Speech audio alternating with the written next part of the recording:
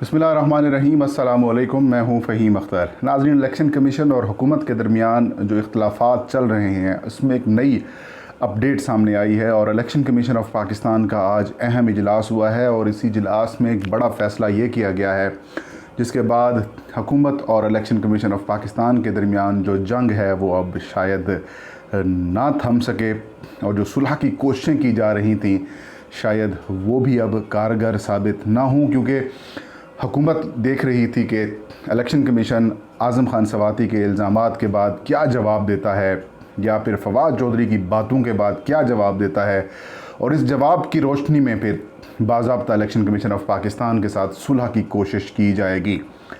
कल भी पंजाब के एक अहम ओहदेदार की जानिब से चीफ़ इलेक्शन कमिश्नर से मुलाकात की कोशिशें की गई, लेकिन कल रात 8 बजे तक वो मुलाकात नहीं हो पाई थी। उसके बाद शायद वो मुलाकात हुई हो, लेकिन आज जो इलेक्शन कमीशन ऑफ पाकिस्तान की जानिब से प्रेस रिलीज़ जारी की गई है और जो इजलास में जो बातें की गई हैं उसके बाद मैं नहीं समझता कि अब हुकूमत और इलेक्शन कमीशन के दरमियान सुलह की कोई कोशिश होगी। अगर होगी तो शायद वो कारगर साबित हो या ना हो। अब मामला ये है कि इंतखाबी इस्लाहात हों या फिर इलेक्ट्रॉनिक वोटिंग मशीन से मुतालिक मामला हो, इसके ऊपर इलेक्शन कमीशन ऑफ पाकिस्तान ने एक क्लियर स्टैंड ले लिया है। वो जो पहले एक डिप्लोमेटिक स्टैंड था इलेक्शन कमीशन का, उससे बढ़कर इलेक्शन कमीशन ने इंतखाबी इस्लाहात से मुतालिक, इलेक्ट्रॉनिक वोटिंग से मुतालिक और ओवरसीज़ वोटिंग से मुतालिक जो उसका मौक़िफ़ है, जो उसने स्टैंडिंग कमेटी में अपने रिजर्वेशंस, ऑब्जर्वेशंस या फिर जो उन्होंने अपने ख़दशात, तहफ़्फ़ुज़ात ज़ाहिर किए थे, उनको उन्होंने स्टैंड कर लिया है। आज चीफ़ इलेक्शन कमिश्नर की सरबराही में एक अहम इजलास होता है। इस इजलास में दोनों इलेक्शन कमीशन के जो मेंबर हैं वो शरीक होते हैं। इलेक्शन कमीशन के हुकाम, जिनमें special secretary Zafar Iqbal Malik, DG law, DG IT Khizar Aziz और जो दीगर हुकाम हैं जिन्होंने ऐवान सदर में और बाद में सेनेट की क़यामा कमेटी के इजलास को या इजलास में उन्होंने शिरकत की थी और जो वहाँ पर वाक़या हुआ और जो बातें की गई उसको जो है वो ब्रीफिंग दी कमीशन को, और कमीशन ने जो है वो शदीद बरहमी का इज़हार किया, इल्ज़ामात को मुस्तरद किया, बिलखसूस आज़म खान सवाती के उन इल्ज़ामात को मुस्तरद किया जिसमें उन्होंने कहा कि इलेक्शन कमीशन ने पैसे लेकर जो है इंतखाबात में धांधली कराती है, इंतखाबात को ये ख़राब करते हैं और जो हुकूमत वक्त है उनके पास इंतखाबात कराने का इख्तियार होना चाहिए।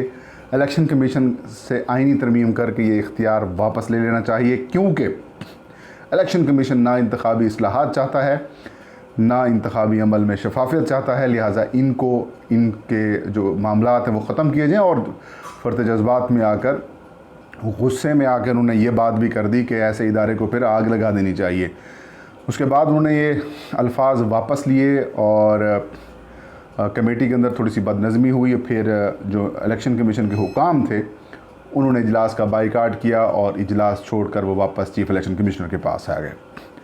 ये गुज़श्ता जुम्मे का वाक़या है। उसी रोज़ ही election commission chief election commissioner को ब्रीफिंग दी जाती है और ये फ़ैसला होता है पीर वाले दिन इजलास होगा। पीर को इजलास नहीं हुआ, मंगल को इजलास हुआ। आज मंगल है और आज इलेक्शन कमीशन ऑफ पाकिस्तान ने शदीद बरहमी का इज़हार किया, इल्ज़ामात को मुस्तरद किया और आज़म खान सवाती वफाकी वज़ीर बराए रेलवे हैं, सेनेट ऑफ पाकिस्तान के ये रुकन है, कहा है प्रेस रिलीज़ में इलेक्शन कमीशन ने कि उनसे इल्ज़ामात का सबूत मांगा गया है। इलेक्शन कमीशन का कहना है कि ये जो इल्ज़ामात लगाए गए हैं ये आइनी इदारे के ख़िलाफ़ बहतान हैं। साथ में जो दूसरा पहलू था उनका, दूसरा पहलू ये था कि इलेक्शन कमीशन ने फवाद चौधरी की जो प्रेस रिलीज़, फवाद चौधरी की जो प्रेस कॉन्फ्रेंस थी उसमें जो उन्होंने इल्ज़ामात लगाए या उन्होंने जो अल्फाज इस्तेमाल किए उनकी भी शदीद अल्फाज में मज़म्मत की गई और फ़ैसला ये हुआ कि आज़म खान सवाती हूँ या फिर फवाद चौधरी हूँ, इन दोनों को नोटिस जारी किए जाएंगे, इनको तलब किया जाएगा, इनके ख़िलाफ़ मज़ीद कार्रवाई की जाएगी।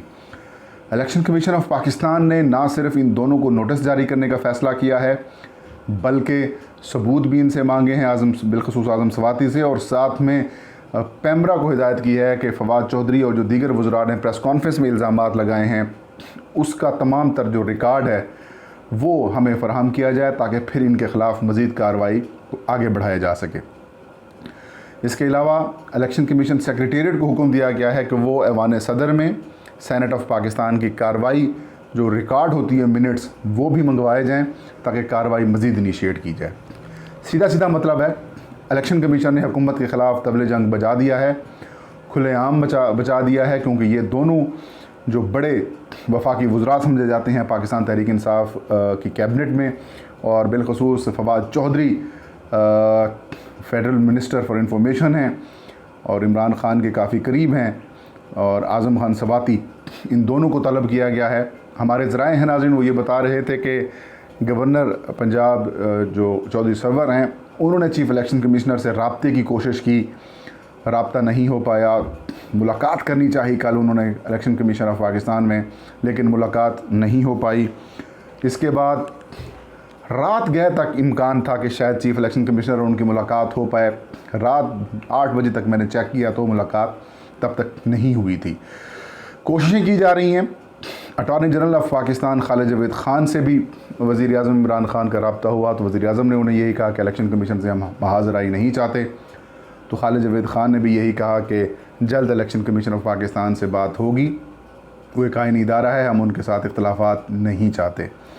अब क्या होगा, फवाद चौधरी क्या रिएक्ट करते हैं, फवाद चौधरी के ख़िलाफ़ क्या कार्रवाई हो सकती है। फवाद चौधरी के ख़िलाफ़ तौहीन अदालत की कार्रवाई हो सकती है, आज़म सवाती के ख़िलाफ़ यही कार्रवाई हो सकती है, इनको मुअत्तल किया जा सकता है, इनको नाअहल किया जा सकता है, और अगर ये माफ़ी मांग लेते हैं तो फिर इलेक्शन कमीशन ऑफ पाकिस्तान इनको माफ़ भी कर सकता है।